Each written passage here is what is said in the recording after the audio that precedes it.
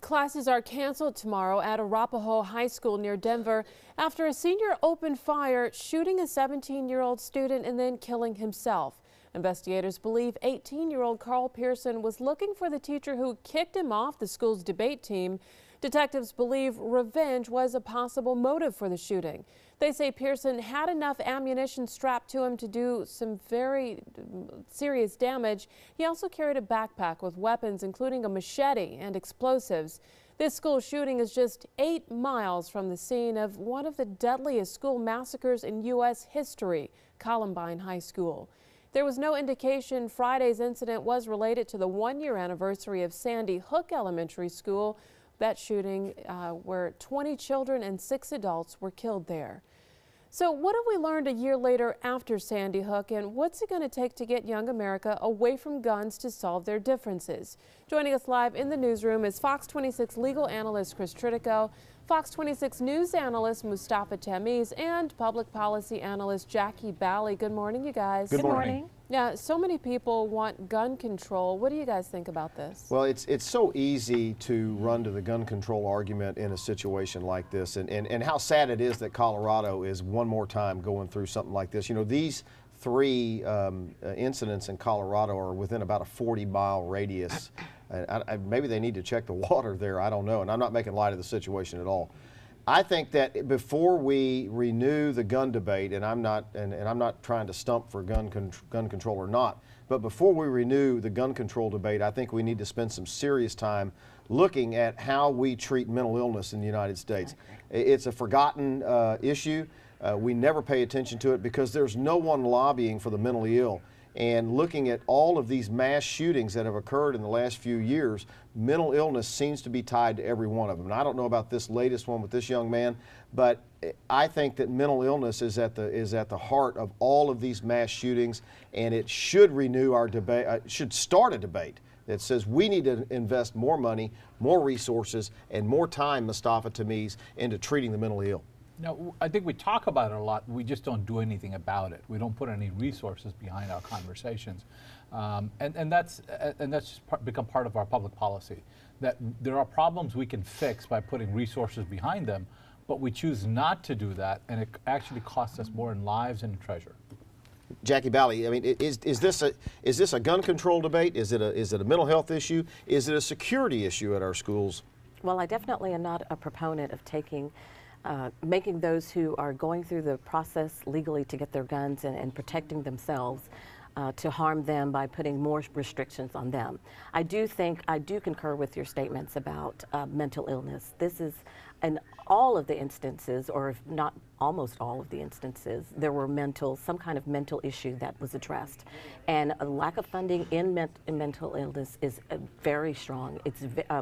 We're not giving enough money in this particular area.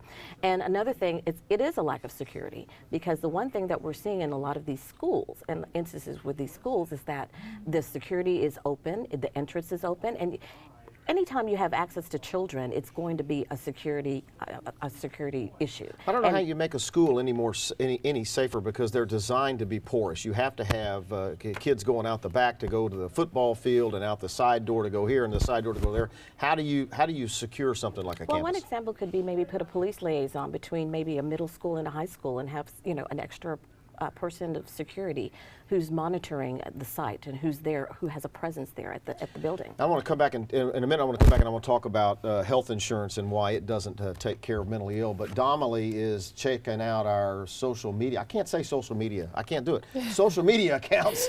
Social media. Try saying that 3 times fast. That's right. That's right. You know, on Facebook, so many people are talking about this. Roberta Lee says, I think it's a bigger issue than we all want to know.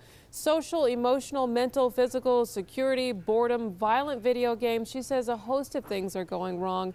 Bullying, revenge. She says not enough education, not enough character education is being taught.